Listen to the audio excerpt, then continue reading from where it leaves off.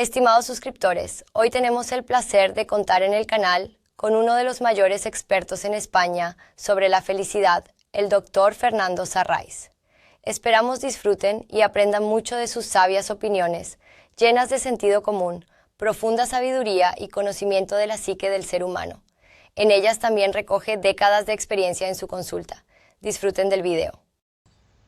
Buenas tardes. Encantado de estar con vosotros, sobre todo porque a uno siempre le gusta que le escuchen, ¿no? En mi casa no me escuchan y así en las conferencias y en estas tengo la suerte de que hay gente que me escucha. No sé si compartirá lo que yo digo, pero por lo menos me escuchará. Bueno, entonces, voy a enmarcar un poco lo que va a ser la conferencia.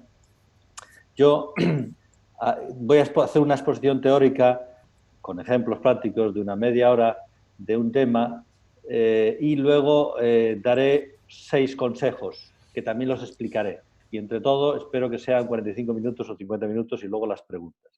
Entonces, el título que habla del optimismo y de la fortaleza, será unos elementos que aparecen en un esquema que yo voy a explicar ahora de entrada como índice y luego matizaré, explicaré en concreto. Entonces, como dicen los niños cuando tienen que leer un texto, dicen, pero no hay dibujos, no hay fotos, pues claro, solo el texto es un poco rollo, ¿no? Entonces, me gustaría que el dibujo que vamos a tener en la cabeza para exponer es el de un árbol, el de un árbol.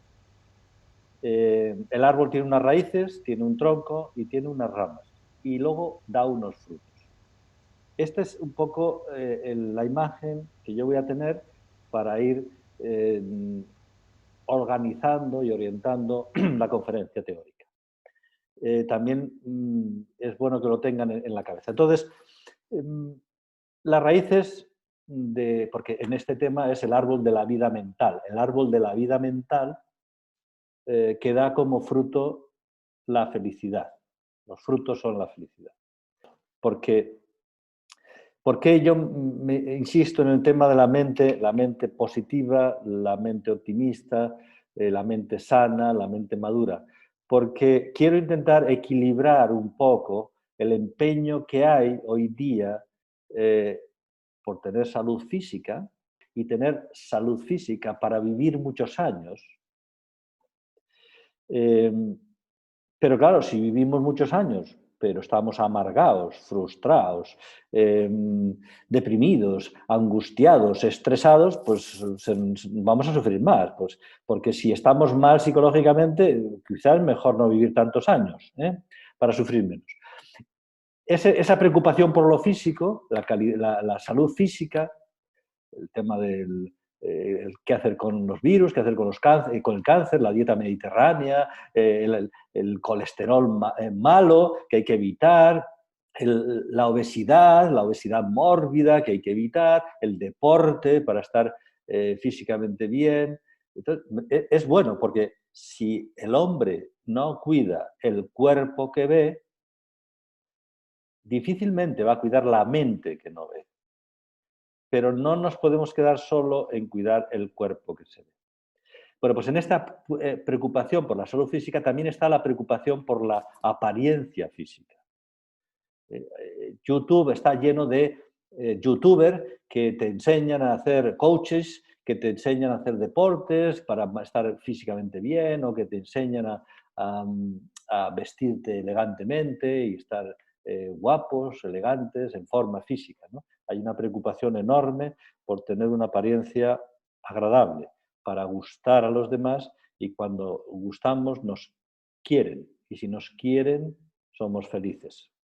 Y entonces se ha puesto muy de moda pues, los piercing, los tatuajes, la musculación, la depilación láser, el moreno de máquina, ahora ya no hace falta máquina porque hay sol, el estilismo, la fashion, y hay un gran empeño, una gran dedicación de tiempo y de dinero para tener una apariencia física.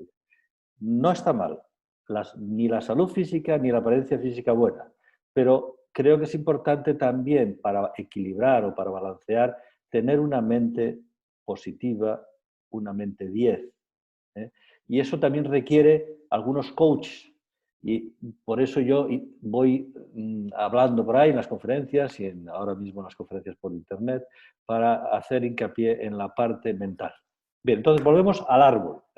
Entonces el árbol tiene unas raíces. Las raíces es el temperamento, lo que es biológico, ¿no? Hay una predisposición pues, a la extroversión y otros a la ser introvertidos. Cada uno tiene que mejorar, el ser extrovertido tiene que ser un poquito más reflexivo y no ser todo expansivo y un poco más guardar el silencio para encontrarse y hablar consigo mismo. El introvertido pues tiene que luchar para ser un poco más extrovertido y todo el mundo tiene que mejorar. El temperamento. No voy a hablar mucho del temperamento porque ya tengo un libro que habla sobre eso. Tampoco voy a hablar del tronco, que es, por falta de tiempo, que es la personalidad madura, ser una persona sensata, madura, dueña de sí misma. Y me voy a detener más en las ramas, las 3 ramas que tiene este árbol, para dar el fruto de la felicidad. Y luego hablaré un poquito del fruto, y las 3 ramas y el fruto. Y allí, en ese contexto, saldrá el optimismo, la personalidad positiva, etc. Entonces, las ramas importantes de este árbol son 3. Hago un pequeño parón porque creo que es importante captarlos. El primero es la racionalidad, ser racionales, que significa pensar, reflexionar, razonar, para descubrir la verdad. La verdad de nosotros mismos y la verdad del mundo. Y descubrir cuál es el camino adecuado para vivir una vida feliz.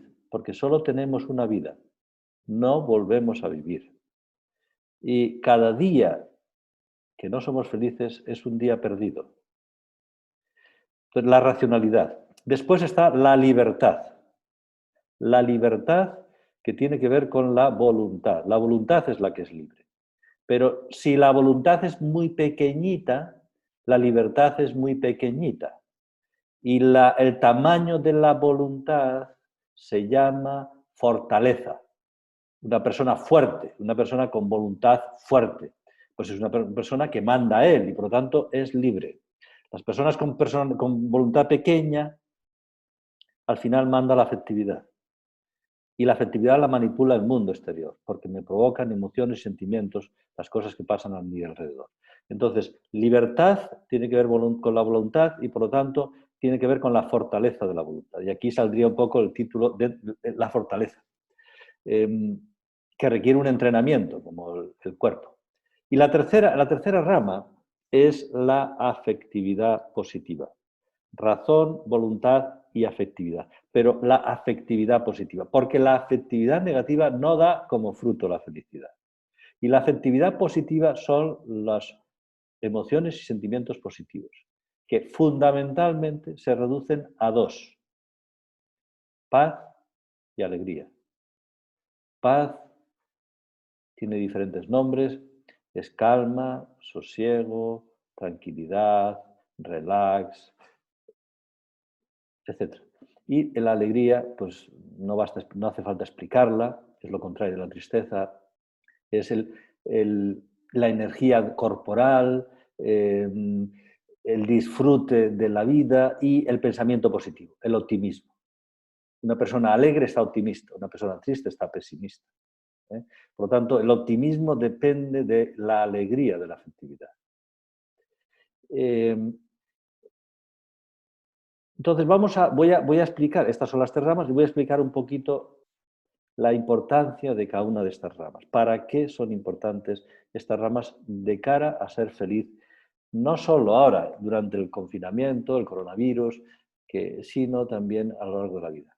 Porque tenemos que aprovechar ahora a entrenarnos psicológicamente para ser más fuertes y así poder ser más dueños de uno mismo y ser más libres. Entonces, racionalidad, la racionalidad. La racionalidad nos permite conocer el mundo y conocernos a nosotros mismos. Saber cómo somos.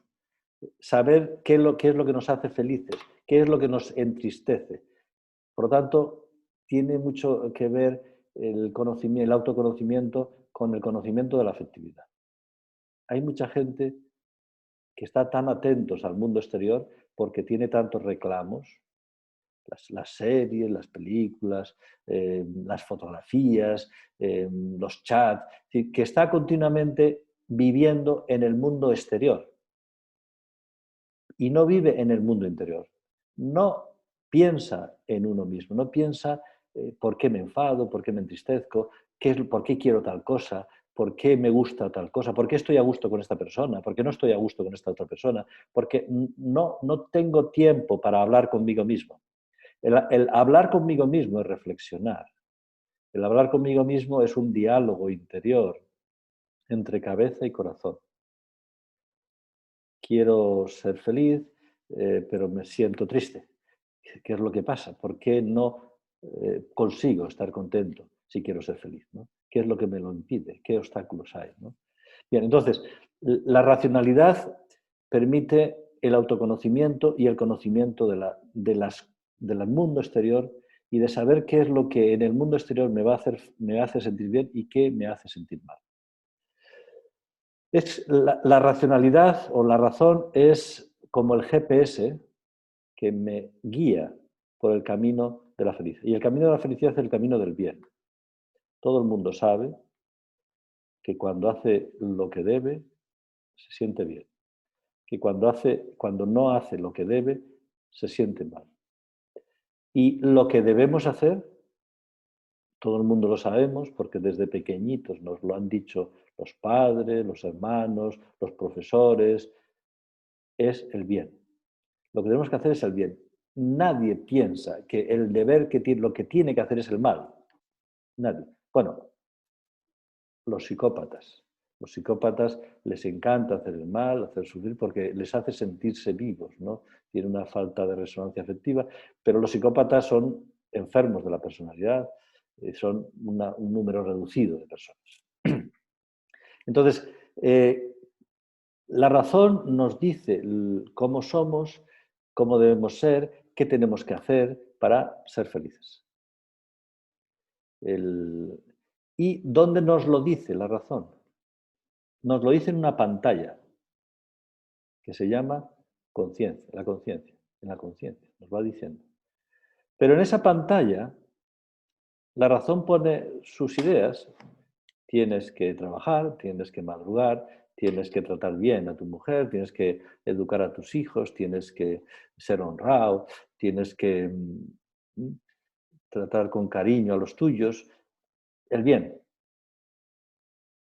Pero a continuación aparecen siempre otras ideas, que son las de la afectividad, por esa división interior que hay en el hombre entre cabeza y corazón.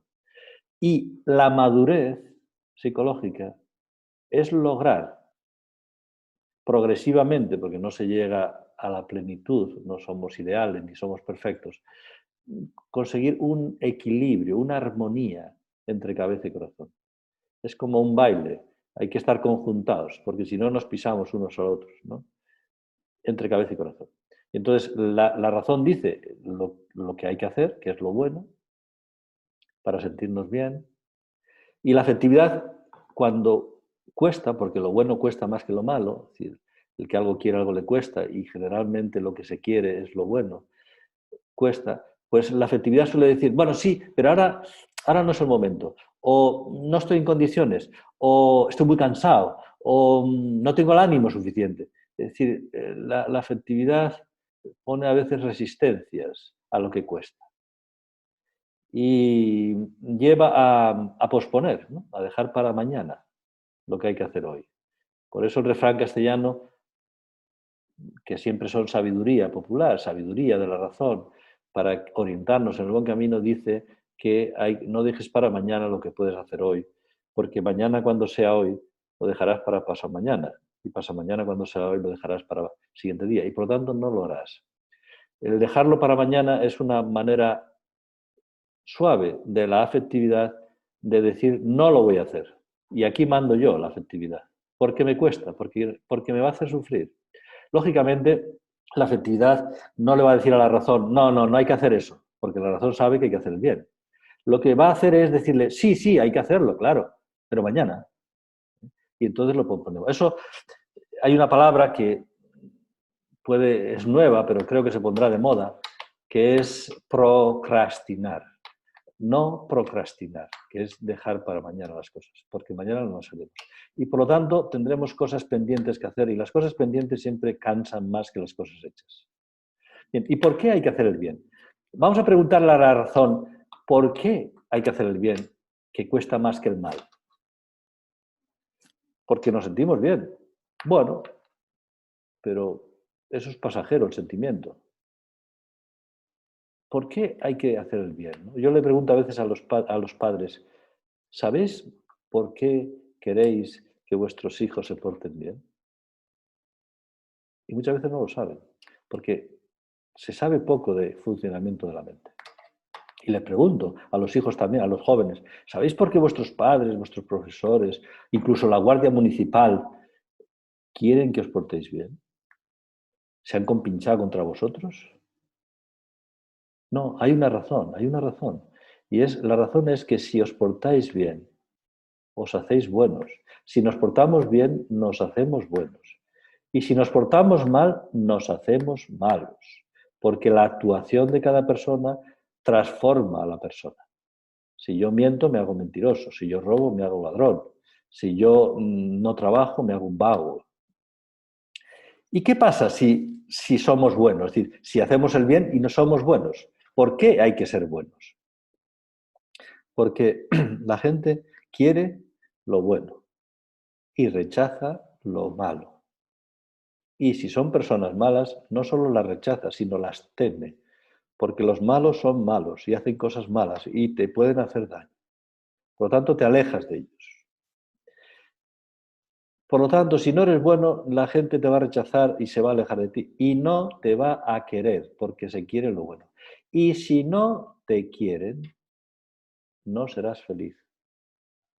Porque para ser feliz hace falta amor, que nos quiera.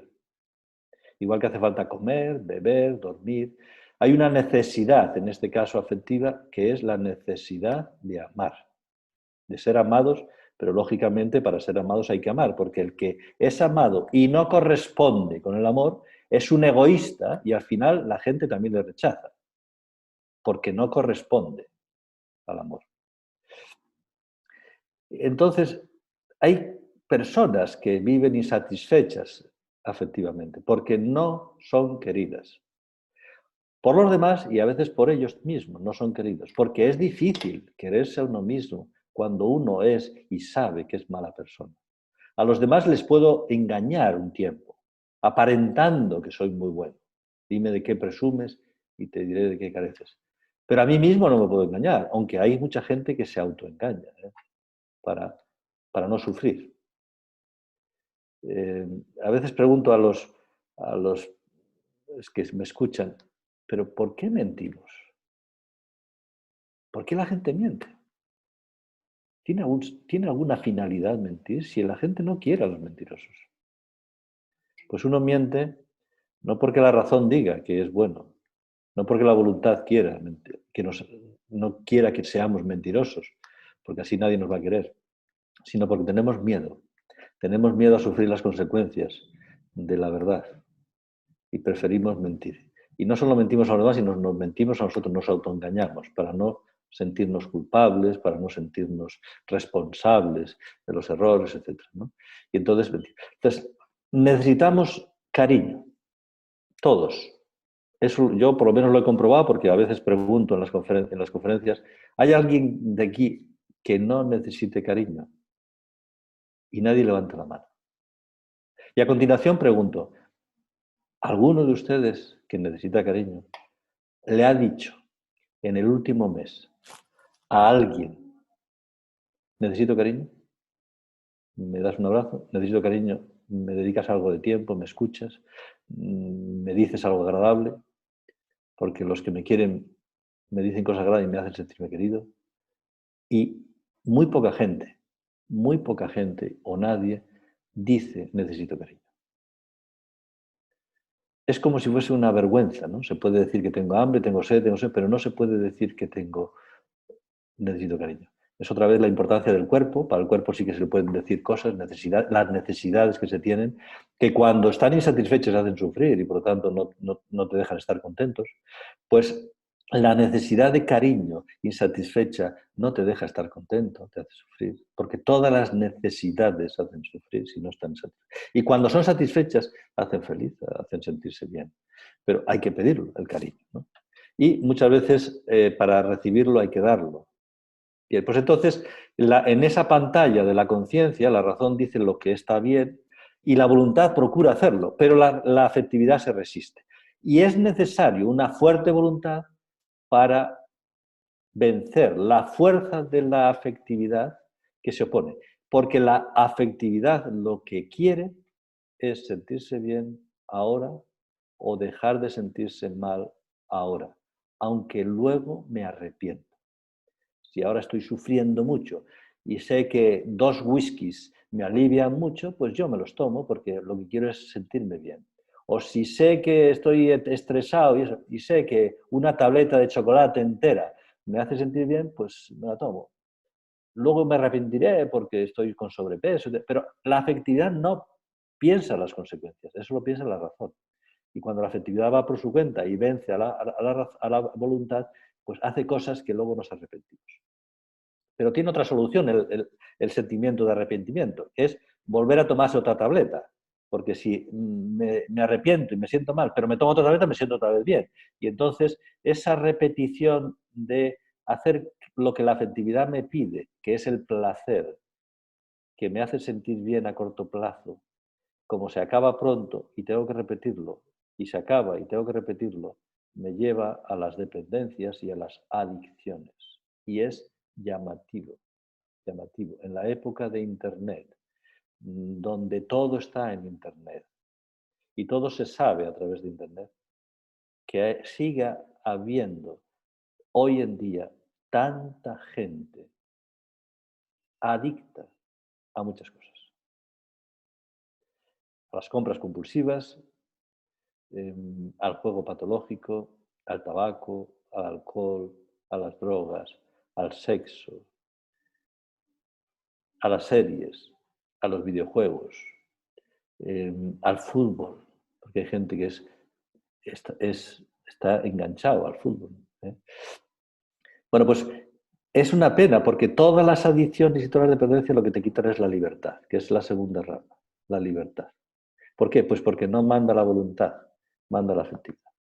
Y para conseguir vencer a la afectividad, para conseguir que la voluntad tenga fortaleza y pueda no reprimir la afectividad, sino encauzarla, orientarla, para que las dos fuerzas que mueven al ser humano, que es la afectividad y la voluntad, se dirijan en la misma dirección, se potencien, en vez de entrar en conflicto, uno para un lado y el otro para el otro, rompe a la persona, ¿no? Porque el conflicto psicológico es entre cabeza y corazón y crea ansiedad, crea tensión. Tengo que estudiar pero no me apetece. Tengo que ir a visitar a mi suegra y me pongo de los nervios. Tengo que castigar a mi hijo pero me siento mal cuando le hago sufrir, ¿no? Entonces, ese conflicto continuo, ¿no? Si uno no aprende a resolverlos de acuerdo con la razón, acaba resolviéndolo de acuerdo con la afectividad, que lo que hace es dejar pasar, no hacer las cosas para no sentirse mal. Y así lo único que creamos son problemas cada vez más gordos, porque la razón es la que sabe cómo resolver los problemas y cómo andar por el camino que nos hace felices. Bien, entonces, racionalidad, libertad, qué pena, ¿no? ¿Cuánto se habla de libertad, libertad, libertad? Y qué poca libertad hay hoy en día con tantas adicciones. Ya hoy estos días estaban saliendo en la prensa, creo que hoy, que hay una ley que prohíbe los anuncios de las apuestas deportivas en las camisetas de los equipos de fútbol y anuncios de las apuestas deportivas en el horario del día. Tiene que ser por la noche, a última hora, cuando los niños no estén. ¿Por qué? Porque hay montones de jóvenes enganchados a las apuestas deportivas. Porque están preparadas para enganchar. Vivimos en una sociedad consumista y montones de personas, montones de empresas tratan de fidelizar a sus clientes. tratan de hacer que la gente consuma productos, incluso cuando no los necesita. ¿Y quién dice a una persona si necesito o no necesito algo? La razón. Pero no interesa que se piense. No interesa que se piense si necesito un par de zapatos más. Porque si pienso, veré que no lo necesito, porque tengo 150 pares de zapatos en una habitación con cajitas de estas de los chinos, hasta el techo. Me refiero, tengo una paciente, mujer, que tiene eso, 140 pares, una habitación entera con zapatos. ¿Por qué? Porque cada vez que se siente mal, sabe que si se compra unos zapatos nuevos se va a sentir bien un rato. Y no los compra porque los necesito, no los necesito, sino para sentirse bien. Y eso es la afectividad. Entonces, no interesa que piense la gente, sino que se busque sentirse bien. Y entonces las cosas que se adquieren durante un rato hacen sentir bien. Y cuando se acaba ese sentimiento se pueden conseguir otras cosas. Y entonces el consumismo. ¿Eh? Bien, entonces la afectividad y la voluntad. La voluntad tiene como objetivo el autocontrol y tiene como acción el querer, querer. Yo estoy esta temporada en una campaña para fomentar la fortaleza de la voluntad y, por lo tanto, la libertad. Hablar mucho o decir que es importante emplear la palabra quiero, quiero. Y no emplear tanto tres palabras, que son necesito, tengo y debo. Porque tanto debo, necesito y tengo suenan a obligación, a imposición, a que no me queda más remedio, a resignación. En cambio, quiero significa un acto de la voluntad. Yo quiero pagar los impuestos, quiero respetar las normas de tráfico, quiero estudiar, quiero seguir una dieta. No necesito adelgazar, necesito o tengo que pagar los impuestos, porque ahí lo que hay es una resignación, pero no hay un acto de voluntad. Y por lo tanto, si conseguimos querer hasta en la obligación, estamos siendo libres hasta cumpliendo las obligaciones, porque las quiero. Bien. Entonces, el autocontrol, el querer y lo que se quiere, lo que quiere la voluntad siempre es el bien, pero la voluntad no sabe dónde está el bien. Quien se lo dice es la razón. Por eso la voluntad y la razón van unidas y es la cabeza. Y el conflicto entra con la afectividad. Me da vergüenza, tengo miedo, estoy triste y no tengo ganas de hacer lo que debo y por lo tanto no hago nada porque estoy desanimado. Cuando uno está triste está desanimado y no tiene ánima. Y el ánima, el alma, es lo que da vida al cuerpo. Y por lo tanto, si estoy desanimado, no tengo energía para hacer las cosas. Y por lo tanto, no hago lo que debo. Y como no hago lo que debo, me siento mal y por lo tanto me pongo más triste. Y se crea un círculo vicioso negativo que puede llevar hasta la depresión. En cambio, si estoy triste, porque no he podido evitarlo, y desanimado, pero tengo suficiente voluntad porque la he entrenado previamente, podré hacer lo que debo aunque esté triste. Y me sentiré mejor y por lo tanto me sentiré menos triste. Y será como el antídoto de la tristeza, el hacer lo que debo. Porque me hace sentir bien, porque me alegra sentir bien cuando hago lo que debo. Pero hace falta voluntad, ¿no? Igual que cuando uno tiene miedo, y la tendencia del miedo, que es una emoción negativa, porque ya propiamente el miedo hace sufrir, todo el mundo que tiene miedo sufre, solo por tener miedo, y tiene miedo porque puede sufrir, hay un peligro que me va a hacer sufrir. Pues la tentación el impulso del miedo es a huir, para evitar el sufrimiento. Pero no es muy racional eso, porque si yo quiero quitar el miedo a eso que me causa miedo, la única manera es enfrentarme a ello, hacerlo, no huir. Porque el que huye se hace cobarde y sigue teniendo miedo a eso. Y cuando vuelva a presentarse la ocasión de esa misma ocasión, vuelvo a tener otra vez miedo. Si quiero dejar de tener miedo a eso, a hablar en público, a cometer errores, a volar en avión, tengo que hacerlo. Pero para vencer el impulso del miedo a huir, hace falta una voluntad fuerte para enfrentarse a ello. Y entonces, a medida que uno se va enfrentando, el miedo va disminuyendo. También el miedo, he dicho antes, que lleva a mentir para no sufrir las consecuencias. Es lo que pasa a veces cuando uno es profesor y está en una clase llena de alumnos y en la clase están los alumnos y ha pasado algo. Alguien ha hecho un ruido, alguien no sé cuántos, y pregunta al profesor, ¿quién ha sido? ¿Quién ha sido? Nadie. Nadie ha sido. El fantasma, siempre hay un fantasma. ¿Por qué? Porque la gente no se atreve, tiene miedo a que les castiguen, lo que sea, y no da la cara. Entonces, bueno, pues el profesor va a castigar a toda la clase. Entonces pagarán la mayoría por uno que no se atreve a dar la cara y sufrir las consecuencias, que el mal es el responsable, ¿no? Y entonces, seguimos para no entretenernos demasiado. Luego entran las preguntas, podemos volver atrás. Racionalidad, libertad, afectividad positiva. La afectividad lleva como acto a sentir.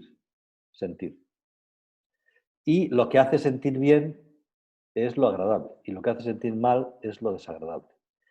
Lo que hace sentir bien agradable es el placer, lo que produce placer físico, placer psicológico. Hay placeres físicos y hay placeres psicológicos, ¿no? El hecho de acertar, tener razón en una discusión, quererse quedar con la razón. Hay gente que se empeña en quedar, como dices, es tú siempre la última palabra, ¿no? Porque entonces has ganado, ¿no? O en el deporte, vencer, el éxito, el triunfo, hace sentirse bien porque hace sentirse valiosos. Y si somos valiosos, somos admirados. Y si somos admirados, somos queridos. Y si somos queridos, la necesidad de querer se satisface y somos felices. Bien, pues el placer y el sufrimiento. Ahí está esa dicotomía, ¿no? El placer y sufrimiento.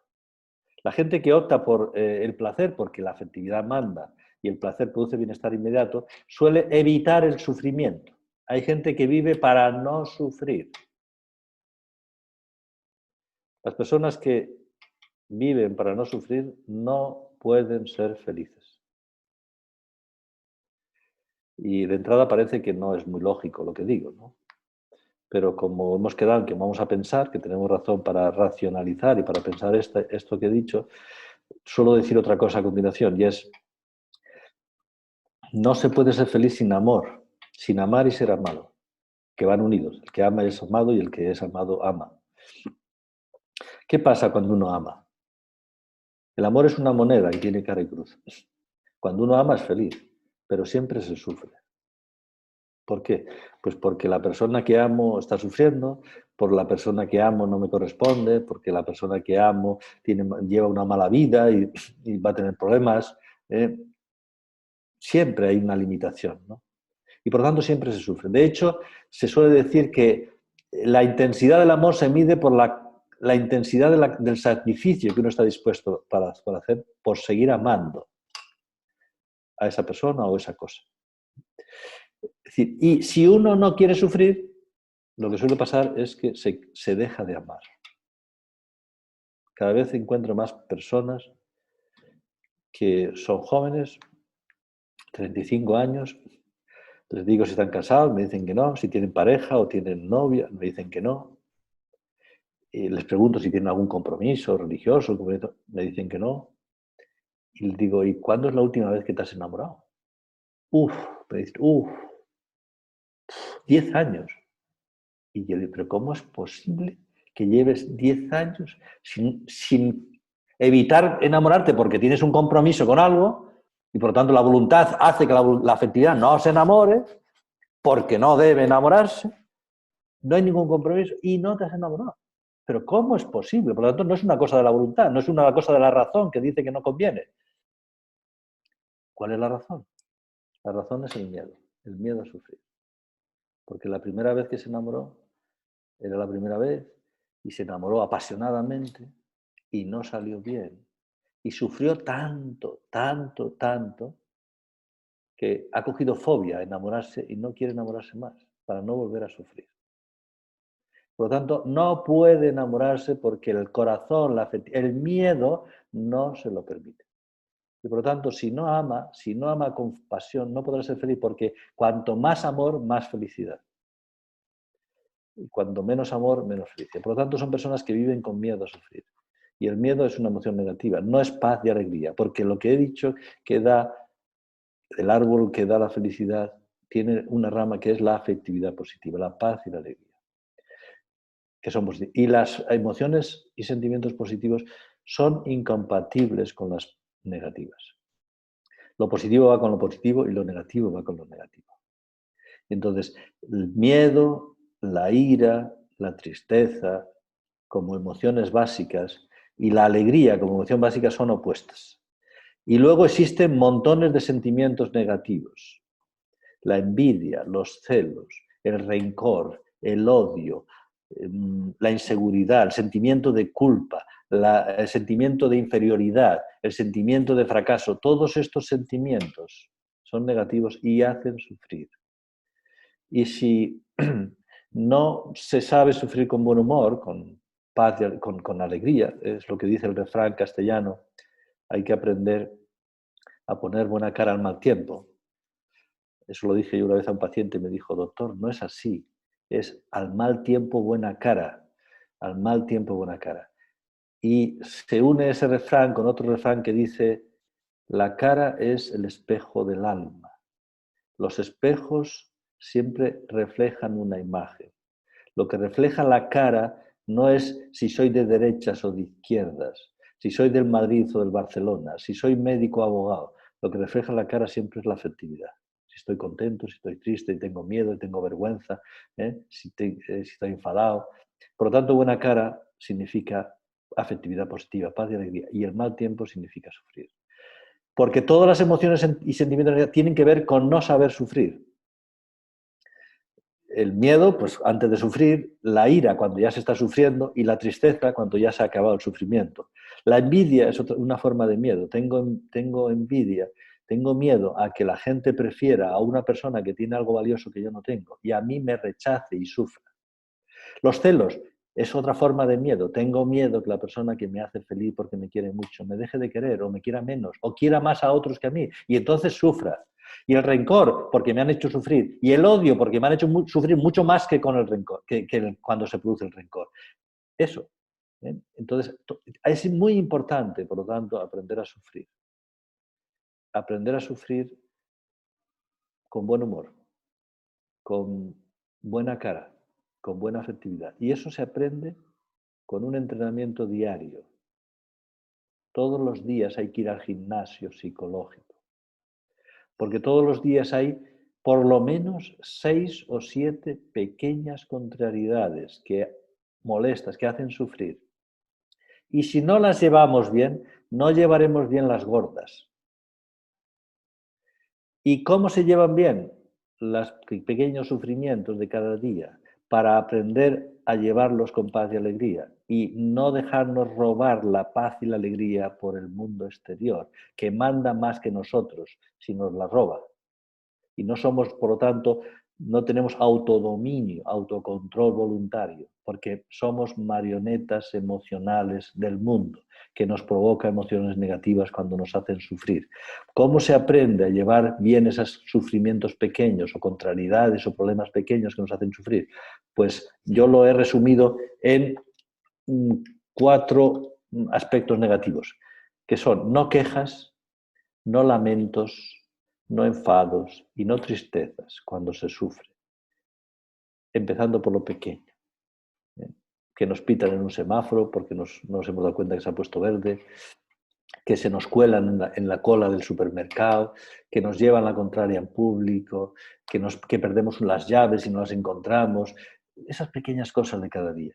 Es el entrenamiento para no perder la paz y la alegría ante lo que nos hace sufrir.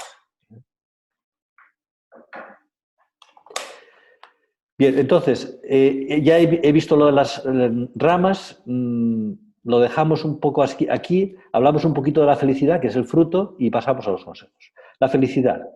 La felicidad es hacer lo que debo, el bien, porque me da la gana, libremente. Hacer lo que debo libremente. No es lo mismo hacer lo que debo porque tengo miedo al castigo o a la multa, porque me siento obligado, que hacer lo que debo porque quiero, la palabra quiero, ¿no? Porque entonces soy libre también. Entonces, eso es lo que hace feliz.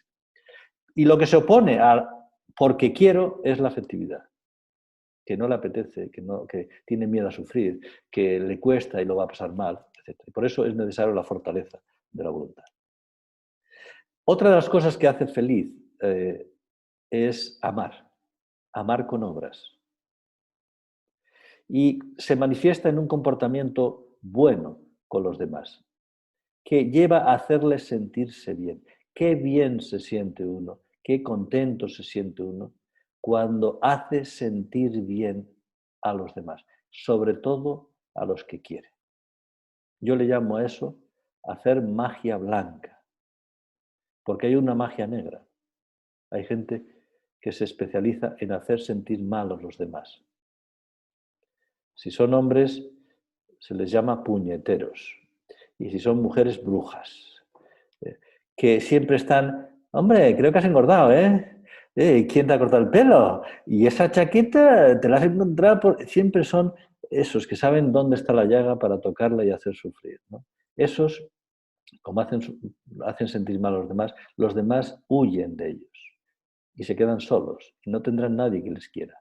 En cambio, los que hacen sentir bien, incluso cuando ellos se sienten mal, y lo consiguen porque están tan acostumbrados que lo hacen casi automáticamente, siempre están rodeados de personas y siempre hay personas que les quieren. Y se sienten queridos y al sentirse queridos les hace sentirse bien incluso cuando se sienten mal.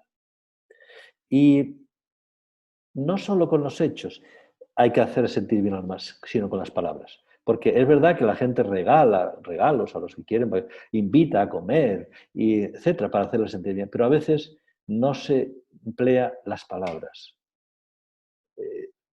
Una palabra a veces, y yo estoy ahora en una campaña de intentar que no se pierda una palabra castellana que es maravillosa. Uno diciéndole a alguien, sobre todo a una mujer, eres maravillosa, seguro que se va a sentir bien. Y no cuesta nada de dinero. Eres maravillosa. Que no significa eres perfecta, ideal, porque maravillosa tiene que ver con la cualidad, no con la cantidad. Eres maravillosa. O muy bien eso que has hecho. O estás muy elegante. O tienes una sonrisa encantadora.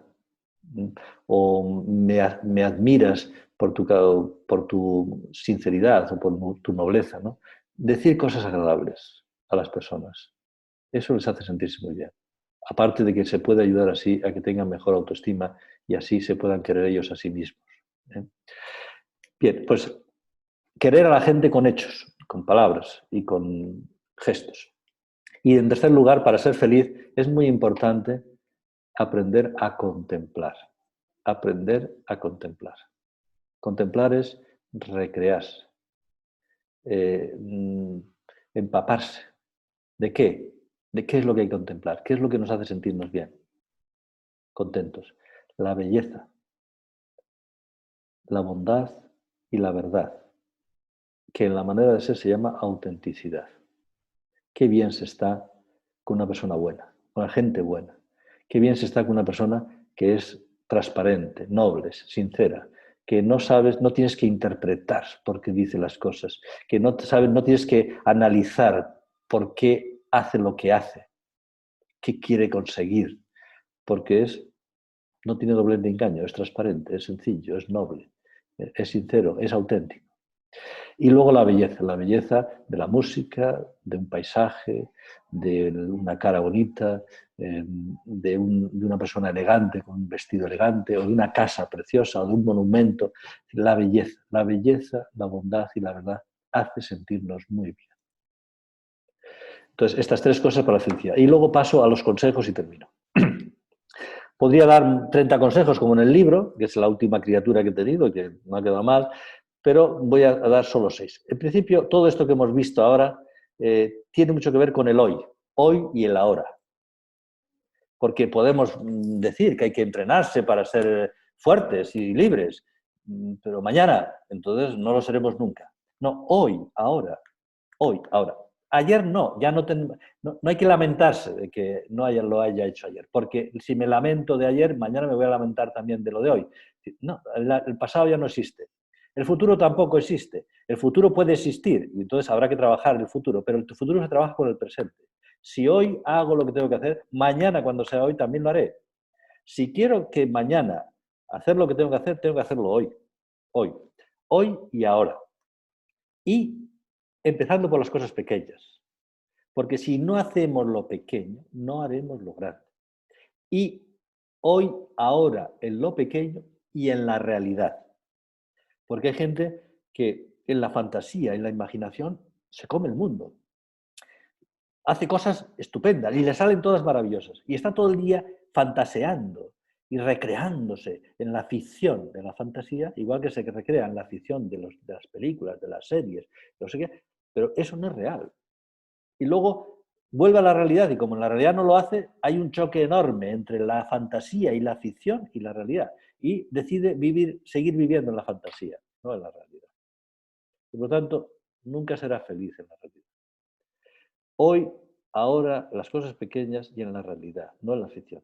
No procrastinar, no dejar para mañana lo que hay que hacer hoy.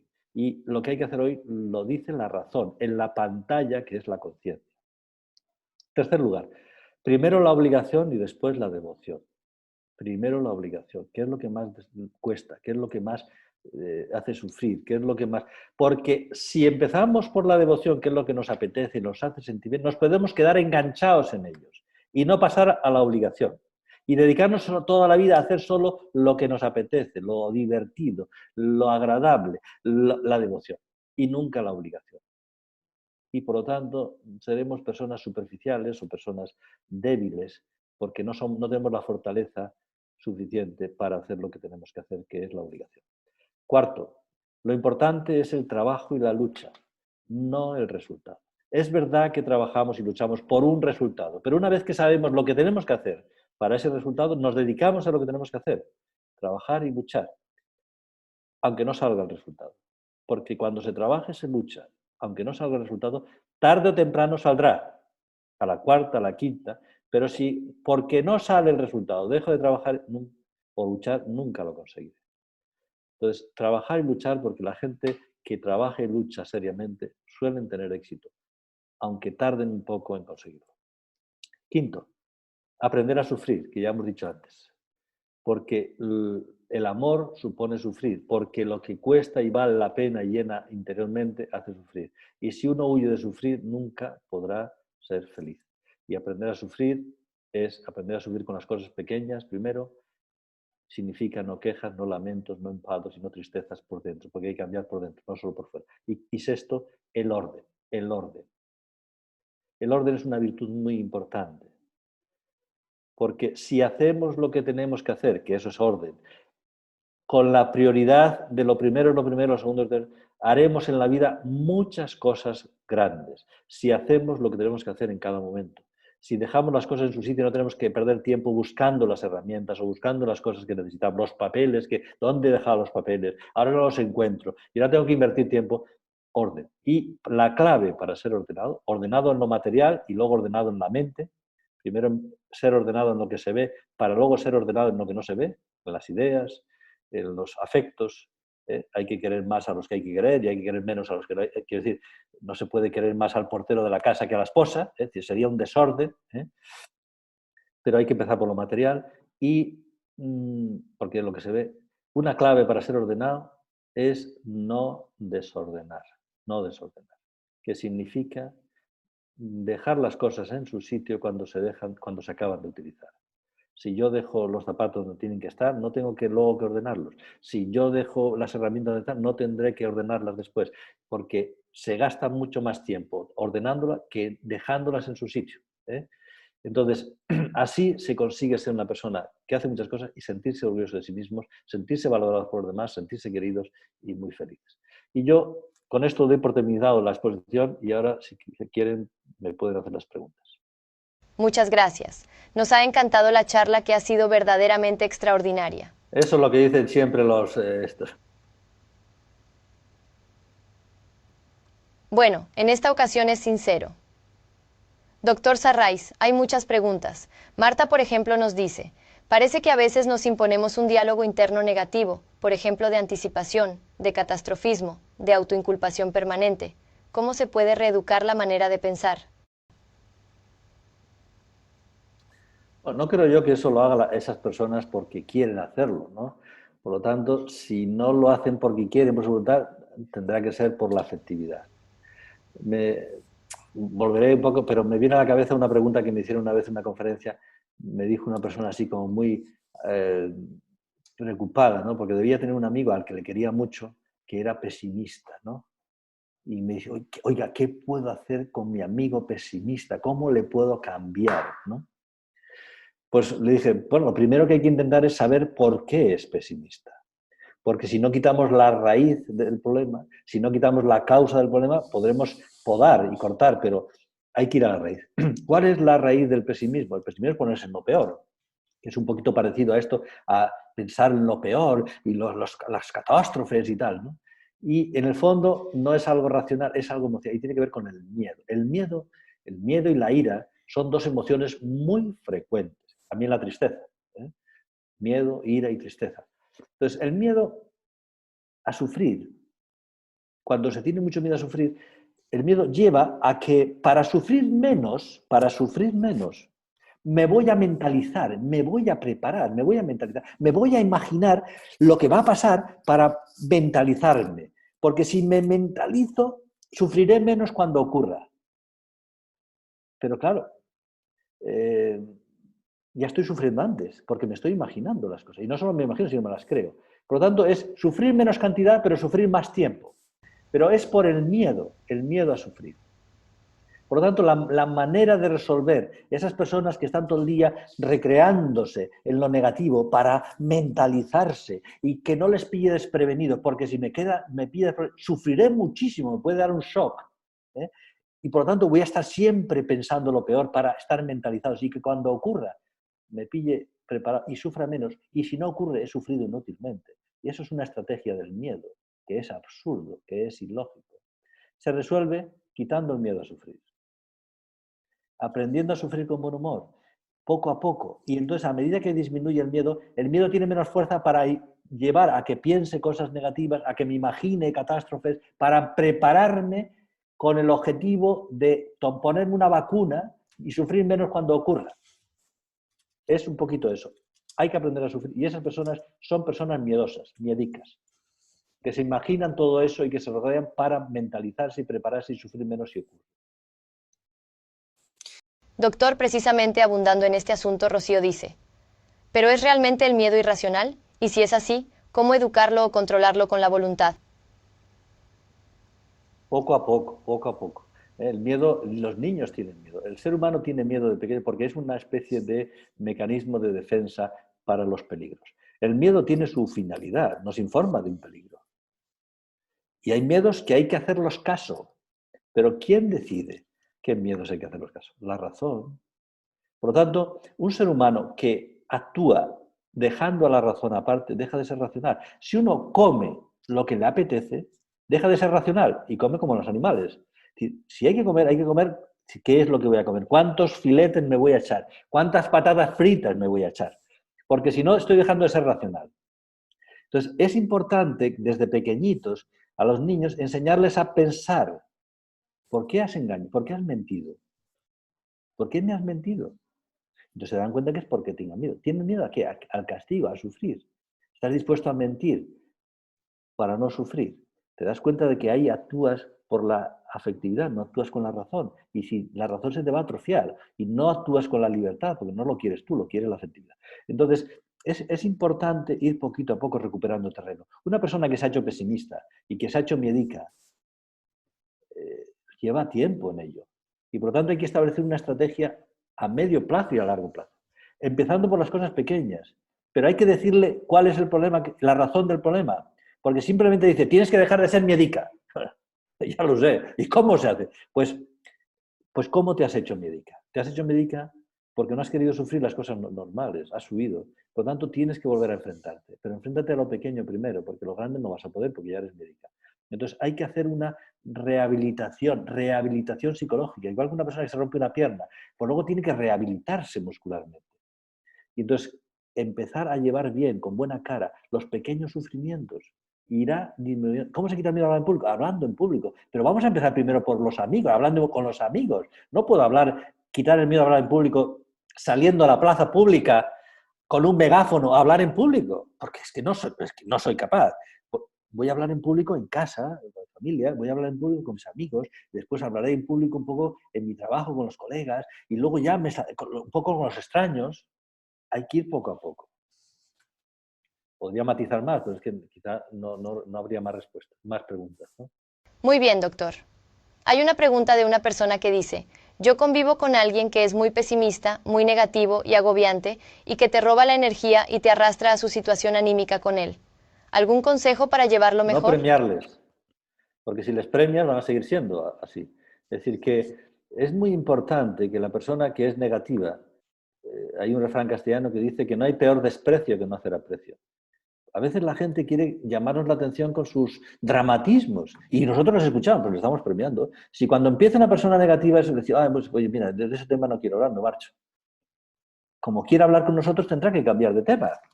Y si cambia de tema suficientemente veces, dejará de eso, porque se está entrenando todos los días a ser negativo, porque les escuchamos, porque les hacemos caso. Porque hay niños que deciden portarse mal porque tienen un hermano que se porta mal y su madre está todo el día pendiente del malo. Y al bueno no le hace caso, como es bueno, le deja ahí. Entonces, oye, pues porque me hagan caso voy a ser malo yo también, ¿no? Es decir, porque al malo le hacen caso. Entonces, el time out, si no haces el caso, al cuarto oscuro. Y cuando te quieras portar bien, sales. Pero si le hago caso, pues al final le estoy premiando. Es decir, no hacer caso a los negativos. Cuando empiezan a hablar con una cosa negativa, uno, oye, perdona, me marcho. Cuando quiera hablar con nosotros tendrá que ser positivo. No sé si luego habrá que matizar, pero es importante no reforzarles en el planteamiento. No, callarse, no escucharle, fuera, no te voy a escuchar porque soy cómplice de ti. ¿Se entiende? Se entiende perfectamente, doctor. Blanca pregunta, buenas tardes, doctor. Después de escuchar su charla, que ha sido muy interesante, me gustaría preguntarle, ¿puede darnos algún consejo para sobrellevar las situaciones que nos hacen sufrir? ¿Cómo sobrellevarlas mejor? Primero, queriendo. Hay un refrán que dice querer es poder. No es del todo verdad, pero significa la importancia de la fortaleza. Quiero querer, quiero llevarlo bien, quiero llevarlo bien. Luego ya, una vez que quiero, cuando uno quiere cambiar de coche, pues no tiene dinero, ya se las ingeniará, pero quiere. Si no quiere cambiar de coche, no va a cambiar de coche. ¿Eh? Primero querer, primero querer. Y entonces, cuando uno quiere, empieza a preguntar, como están haciendo ahora, empieza a mirar, a ver qué estrategias hay. Empieza a probar unas estrategias, ensayo y error, y a veces funciona y otras no funciona, pero primero querer mantener la paz y la alegría cuando se sufre. No dramatizar, no quejarse, no enfadarse. Y empezar por lo pequeño, empezar por lo pequeño. Es que hay que empezar por lo pequeño y empezar ya, no dejarlo para mañana, empezar ya. A ver si puedo llevar bien esto que voy a llegar a casa y que mi hijo me va a decir, mamá, es que eres una pesada. Bueno, no voy a poner triste. Voy a ir con los tapones de goma espuma, estos que dan en los hoteles, y voy a ir, no escuchar. Voy a empezar por no escuchar. Luego ya, entonces ir poquito a poco. Pero como una persona que quiere adelgazar, pues empieza poco a poco, y una persona que quiere ponerse en forma, pues empieza. Todo es como el deporte, como la apariencia física, poco a poco. Nadie se pone a correr una maratón el primer día que quiere salir a correr, ¿no? Correrá 5 minutos y luego 6 minutos, pero quiere, porque si no quiere no va a salir a correr ni siquiera 5 minutos. Pues lo mismo, vamos a intentar no tener emociones negativas que hacen sufrir todavía más cuando me hacen sufrir. Yo puedo sufrir una contrariedad, me puede doler una pierna de que me he caído, pero si me cabreo porque me he caído, sufro más. Y si me pongo triste y me quejo, voy a sufrir más, porque la afectividad negativa multiplica el sufrimiento de las molestias físicas o de los errores o de los desprecios o de las humillaciones o de los fracasos. Porque las emociones negativas amplifican, es como darle volumen máximo al amplificador para que suene muchísimo lo negativo. Muchas gracias. Eva nos dice, buenas tardes, doctor. Enhorabuena por su interesantísima conferencia. Particularmente me ha aportado mucho la idea de aprender a sufrir. Me gustaría saber qué opina usted de la meditación, que actualmente está tan de moda y que la ofrecen como la panacea para resolver todos los problemas emocionales. Gracias. Bueno, siempre ofrecerlo como todo. También todos los profesores dicen que su asignatura es la más importante, ¿no? Es una forma de motivar, ¿no? Porque si hay que motivar a lo difícil, a lo fácil no hay que motivarlo, ¿no? A tomar helados, ahora en verano no hay que motivar a la gente, ¿no? Tomen helado, la gente va a tomar helados. Hay que motivar siempre a que la gente haga lo que no hace. Y meditar, la gente no hace. Lo que hace la gente es ver películas, ver imágenes para tener sensaciones, oír música porque me hace tener sensaciones, pero pensar es un rollo, ¿no? Y además es que no sé qué pensar, porque yo pienso y al minuto ya no sé qué pensar, porque no estoy acostumbrado. Y la meditación no es un minuto, es más. Entonces, meditación hay que entrenarse, es hablar con uno mismo. Es el diálogo interior. Y eso requiere una práctica. Y al principio es un poco áspera, es un poco sosa, porque es que uno no sabe qué decir. Pero cuando aprende, es como el fondo del mar. La gente que hace submarinismo, que hace una vez submarinismo, a partir de entonces ya no quiere coger olas, hacer surf en las olas, paddle surf, tirarse de cabeza, darse chapuzones, solo quiere hacer submarinismo. ¿Por qué? Porque el fondo del mar es apasionante. Es decir, saber profundizar dentro de uno y entender por qué quiero a esta persona, por qué no quiero a esta, por qué tengo preferencia por esto, por qué me ilusiona tal cosa, por qué me disgusta tal cosa, por qué me enfado por estas cosas, por qué me alegra tal cosa. Saber cómo funcionamos por dentro. Cómo funciona nuestra afectividad, cómo funciona nuestro pensamiento, cómo funciona nuestra imaginación, por qué recordamos lo que recordamos, por qué me acuerdo de Pepito Pérez ahora y no hace 10 minutos, ni dentro de 10 minutos, ¿por qué ahora? ¿Será que tengo algo que hacer con esa persona?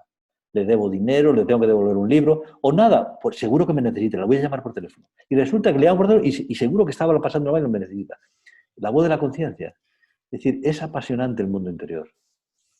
La gente se queda en la fachada, ir elegante, ir guapo, ir moreno, ahora mismo los tipos de pelos que se pone la gente y está todo el día pendiente de cómo ponerse un tatuaje nuevo, un piercing nuevo para aparentar distinto.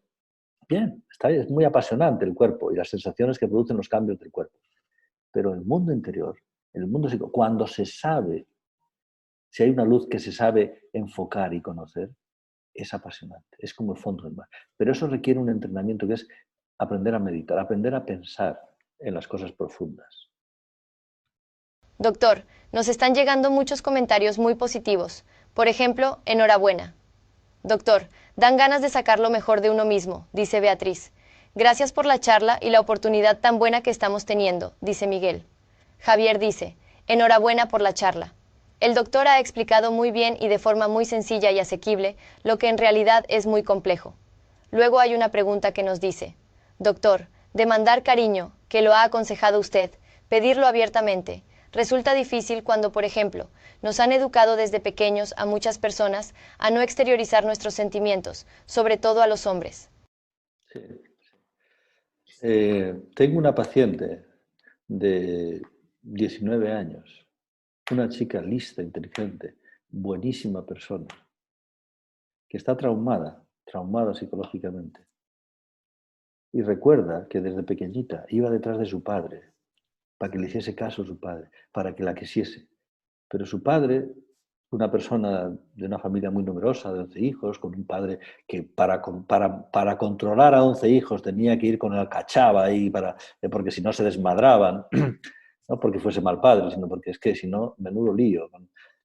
Un padre duro y a él le tocaba un onceavo de cariño de sus padres. No ha aprendido a ser cariñoso y su padre creía que tenía que ser duro. Entonces esta niña no se ha sentido querida por su padre ni por su madre, porque su madre apoyaba a su padre, está muy dependiente del padre. Y claro, si no me quieren mis padres, que son mis padres y me tienen que querer, ¿cómo van a querer los demás? ¿Cómo me voy a querer yo? Si es que debo tener algo que no soy digna de ser querida, ¿no?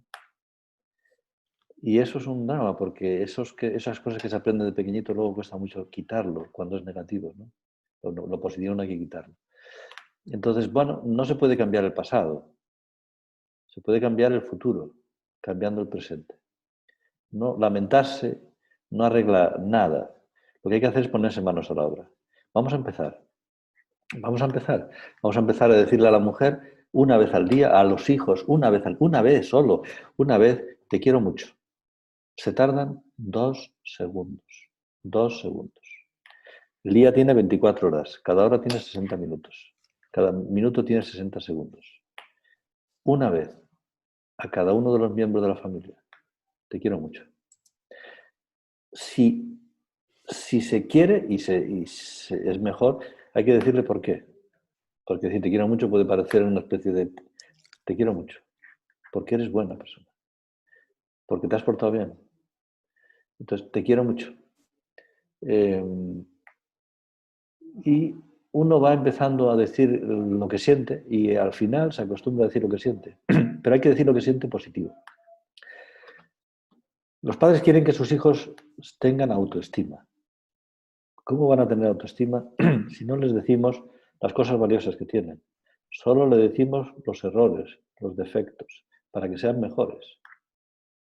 Yo no digo que no haya que decir los defectos y los errores, pero por cada defecto y error que tienen hay que decirles 2 virtudes o 2 cosas buenas, 2-1, siempre 2-1, para que los hijos tengan una visión positiva de sí mismos. Si no, negativa. Entonces, y no saben lo que supone a un hijo de que el padre, sobre todo el padre, que es el más, le diga a su hijo, hijo mío, estoy orgulloso de ti, por esto y por esto. Y si se lo dice una vez a la semana, no digo nada. Estoy orgulloso, si es que está orgulloso, por tal cosa. O cuando se sienta orgulloso de su hijo, decirlo. O cuando sienta admiración por algo. Porque hay hijos que son espontáneos o sencillos o nobles o muy trabajadores. Hijo mío, siento admiración por tu capacidad de sacrificio. Siento admiración por tu generosidad, por tu espíritu de servicio. Siento admiración, es un sentimiento positivo. Siento orgullo, es un sentimiento positivo. Me alegra mucho cuando llegas a casa. Cuando llegas a casa me das una gran alegría, porque te quiero. Y la gente que quiere tener las cosas que quiere junto a él. O cuando estoy contigo me das mucha tranquilidad, porque me hace sentirme importante. Me escuchas como si lo que dijese fuese importante y me hace sentirme importante. Eso es dar feedback positivo a las personas. Y aprenderán ellos a dar feedback positivo. Y sobre todo que yo también aprenderé al escucharme que tengo emociones positivas respecto a las demás personas. Y me preguntaré por qué las tengo. Y descubriré que esas personas tienen algo positivo que me hacen a mí sentirme positivamente. Y se lo diré. Y ellos sabrán que tienen cosas positivas. Y las cuidarán para no perderlas. Porque si una persona no sabe que tiene una joya, pues se la pueden robar o la puede perder. Si la tiene y sabe que la tiene, la cuidará para mantenerla. Y entonces habrá otras personas que también les quieran.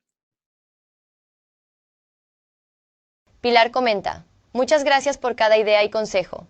Echo quizá en falta un ingrediente, el perdón, por el enorme potencial liberador que da y que zanja deudas que enganchan muchas veces. Y otro suscriptor pregunta, ¿no se podría simplificar la fórmula de la felicidad sin tanta norma, gurús, sobredosis de información, que hace que estemos todo el día copiando el dictado en lugar de dejar que la conciencia haga su trabajo? Pues sí, es muy importante descubrir la conciencia propia, valorar la conciencia propia, pero es importante aprender a distinguir lo que es de la razón de lo que es de la afectividad, para no autoengañarse. Pero sí, estamos preparados con un GPS muy valioso, que es la razón, que juzga lo que está bien, lo que está mal. Es como, esto lo saben mucho las mujeres, ¿no? Cuando llegan a su casa, cuando llegan a una casa y algo no encaja, la decoración no queda bien, ¿no? O el color de la pared, porque tienen una sensibilidad artística, una sensibilidad hacia la belleza, ¿no? Más que el hombre, ¿no?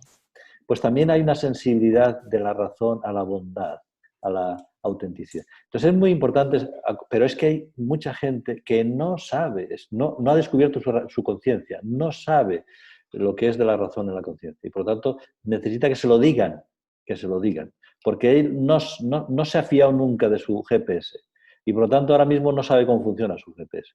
Pero sí, es muy importante descubrir la conciencia, ¿no? Que cuando uno le dicen... cuando uno le viene a la conciencia, tienes que ordenar el cajón. Tienes que ordenar el cajón. Viene ahora, no ayer. ni mañana, ahora. Pues hazle caso a la conciencia, ordénalo, porque igual es que vas a encontrar algo que tenías perdido y te vas a dar mucha alegría. O porque si no ordenas la conciencia, el cajón que ves, ¿cómo vas a ordenar tu mente? Que eres un caos mental. Vamos a ordenar. Pero cuando sientas eso en la conciencia, hazle caso. Y si la conciencia te dice, cállate, cállate, no le digas, que cállate, cállate, pues uno va y habla. Hazle caso a la conciencia, calla. Porque sabes que basta que digas eso para que ya haya un lío. Hacerle caso a la conciencia. Primero escucharla y luego a obedecerla. Y eso requiere un hábito, ¿eh? Repetición de actos. Vamos ya finalizando con las dos últimas preguntas. Hay una persona que dice, doctor, ¿hay algún consejo para poder aceptar los cambios inesperados? Soy una persona que me cuestan mucho los cambios, aunque en el fondo los desee. Lo pregunta Valentina. Perdona a la pregunta anterior que no he dicho lo del perdón. Es verdad que el perdón es una tarea muy difícil, muy difícil. Sobre todo para las personas que son muy sensibles afectivamente, que cuando sufren, sufren muchísimo. Y por lo tanto, la herida es muy profunda. Entonces, lo que yo les digo a las personas para aprender a perdonar es que la persona no es solo afectividad. Sentir rencor, sentir odio, es la afectividad. Pero yo soy razón y voluntad. Y mi razón me dice que perdonar a las personas que quiero para no romper la comunicación y seguir queriendo es muy importante, es muy bueno. Y la voluntad quiere perdonar. Y quien se resiste es la afectividad que dice, no, ni hablar, porque si no me voy a volver a hacer sufrir. Y no quiero que me haga sufrir. Por lo tanto, no quiero saber nada. Es la afectividad la que lleva a huir de esa persona para que no me haga otra vez daño, porque me ha hecho muchísimo daño. Entonces, creo que es importante que a la afectividad inmediatamente no se puede, pero se puede perdonar con la razón, perdón, con la voluntad. Voy a perdonarle porque quiero perdonarle. Y por lo tanto, la perdono. Y el corazón dirá, ni hablar, pues yo no pienso de quitar, yo no la voy a perdonar. Bueno, tú eres el corazón, allá tú, pero yo la voy a con la voluntad la perdono. ¿Y qué significa perdonarla con la voluntad? Querer, pues actuar. Eso significa que ya no tengo que pensar en lo que me ha hecho, que ya no tengo que recordar lo que me ha hecho, que no me tengo que imaginar por qué me lo ha hecho, porque la he perdonado. Si a mí me perdona una persona una deuda, me ha perdonado la deuda. Al día siguiente no me puede decir, oye, es que me debes dinero. Oye, si me lo has perdonado, deja de recordarme que tengo una deuda. Por lo tanto, perdonar primero con la voluntad significa la perdono, hago un acto de voluntad, aunque el corazón no la perdone, y eso significa que hay que hacer obras. Obras es no recordar la ofensa, no pensar en la ofensa, no imaginarme por qué la ofensa. Y si no lo tengo en la conciencia, porque la he perdonado y no quiero que aparezca en la conciencia nada de lo que me ha hecho sufrir, con el paso del tiempo el corazón se va aplacando y se puede perdonar también con el corazón, a más largo tiempo. Pero si yo tengo un dolor en el corazón, un rencor, y sigo pensando lo que me ha hecho, sigo haciéndome daño y nunca curará esa herida y no podré perdonar. Y por otra parte, para perdonar es muy importante ser capaz de amar. Para amar al samaritano, para amar al enemigo, ¿no? Hace falta saber amar. Y para saber amar hace falta estar dispuesto a sufrir. Las madres que quieren mucho a sus hijos, les perdonan todo, todo, que les roben dinero, que les engañen, porque aman. Es muy fácil perdonar cuando se ama. Por lo tanto, aprender a amar ayuda a perdonar. Perdonar primero con la voluntad y, por lo tanto, no pensar, no recordar y no imaginar el agravio, hace que poco a poco el corazón se vaya enfriando y pueda también perdonar el corazón. Y cuando perdona el corazón y la cabeza, perdona a la persona. Y la pregunta esta última era... Sí. Decía doctor que Valentina preguntaba si hay algún consejo para poder aceptar los cambios inesperados y se definía como una persona que le costaban muchos los cambios, aunque en el fondo los desee. Hay que pensar en la causa, hay que ir a la causa, es igual que el pesimista. ¿Cuál es la causa de lo que le cuesta? Pues lo que le cuesta es que es una persona, suelen ser personas inseguras. Y entonces todo lo que no controlan, lo que no dominan, les causa inseguridad, temor a los problemas, a no saber racionar, a los conflictos, y entonces salen de su territorio de confort o de su zona de confort. Y entonces puede haber problemas. Y los problemas les pone, porque son personas inseguras con cierto sentimiento de inferioridad y que no pueden cometer errores, porque si cometen errores no valgo y si no valgo no me quieren. Entonces, hay que saber la causa, y la causa es la inseguridad y la falta de confianza en uno mismo para lograr conseguir el control tarde o temprano. Porque quieren cambiar una cosa, no controlar nada y no saber cómo es, e inmediatamente hacerlo todo perfecto. Eso es imposible, ¿no? Vamos a hacerlo mal, vamos a saber que no vamos a saber dónde están las cosas, dónde están... Y lo voy a pasar mal, y lo voy a pasar mal. Pero es mucho peor vivir con miedo a los cambios. Voy a aceptar las contrariedades de los cambios, la inseguridad que me provocan los cambios, el temor a no saber controlar todo y hacerlo mal y que me digan, pero qué desastre eres y todo eso, para luego poder vivir sin temor a los cambios. Pero en el fondo hay que ir a la raíz. La baja autoestima que hay, que no permito tener errores y fallos, la inseguridad que me crea no tener todo controlado ya para hacerlo como yo quiero y que surjan problemas, dificultades y no saber cómo reaccionar ante ellos. Pues no sé, reconozco que no sé y aceptar que no sé, pero ya lo sabré porque confío en mí mismo de que tarde o temprano lo voy a controlar porque me ha pasado en otras veces, ¿no? En otros cambios. Así tener paciencia, confiar en uno mismo y aceptar el sufrimiento que supone el no tener todo controlado cuando uno cambia de cosas. Nos siguen llegando muchos comentarios de agradecimiento y muy positivos, doctor. Ya para finalizar, una pregunta que considero muy oportuna. Gabriela nos dice, muchísimas gracias por estos consejos. Doctor, ¿qué libros podemos leer para aprender más cosas sobre nosotros mismos? Pues hay muchos. Yo os puedo recomendar los que conozco. Y los que conozco son algunos que he escrito. En concreto, para conocer a uno mismo es muy importante conocer la afectividad, porque lo que pienso, de qué partido soy o de qué equipo de fútbol soy, eso ya lo sé. El problema es la afectividad. ¿Qué siento en cada momento? ¿Por qué lo siento? ¿Y qué consecuencias tiene eso que siento? Y por lo tanto hay un libro que he escrito que es Entender la afectividad, que es muy sencillo, entender la afectividad, porque entendiendo la afectividad entendemos mucho de nosotros mismos. Y entender la afectividad significa saber cómo se llama lo que siento, saber la intensidad que tiene, porque no es lo mismo el miedo que el pánico, no es lo mismo la ira que la cólera, no es lo mismo la tristeza que la depresión, no es lo mismo la ansiedad que la angustia. Entonces, saber cómo se llama, saber qué intensidad tiene, pero para entenderlo significa conocer la causa que lo ha provocado y conocer las consecuencias que tiene lo que siento. Cuando estoy enfadado suelo ser brusco, violento con los demás, para que también se enfaden y así mal de muchos consuelo de tontos. Cuando tengo miedo suelo huir, suelo mentir. Cuando tengo celos suelo controlar a la persona que me ama para que no se me escape y tal, la ahogo y entonces se escapa. Es decir, entender por qué se produce, saber las consecuencias del sentimiento que tengo y con qué intensidad lo tengo. Entonces, entender la afectividad de la editorial Te Conté, de Palabra, es muy sencillo. Luego hay otros libros, pero empezar por ese, porque la afectividad es muy importante para el ser humano, para la personalidad del ser humano. Muchísimas gracias, doctor. La charla nos ha encantado y esto es sincero. Los comentarios de los seguidores del canal no pueden ser más positivos y agradecidos. Sin duda repetiremos en un futuro si usted quiere. Un cordial saludo y hasta pronto.